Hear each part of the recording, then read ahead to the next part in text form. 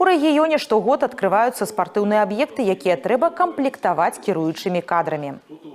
Уводны модуль стартаваў сёння на базе Гомельскага лядовага палаца. 10 удзельнікаў азнаёмілі з праграмай навучання, кожны прадставіў сваю сферу.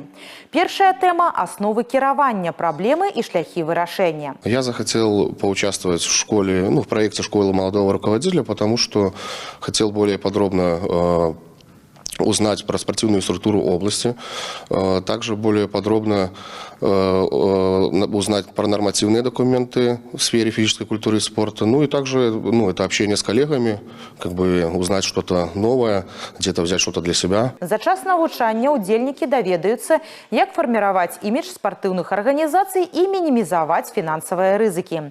У праграме майстар-класы ад навукоўцаў Гомельскага дзяржаўнага універсітэта імя Франциска Скарыны і паспяховых кіраўнікоў спартыўных устаноў. Нами было принято такое решение собрать уже достигших определенного результата молодых людей, которые уже работают довольно-таки долго в отрасли, и подготовить из них хороших руководителей. На выходе мы должны понимать, что люди, которые пройдут этот данный курс, это потенциальные руководители нашей отрасли. Вынікі першага сезона проекта падвядуць у верасні.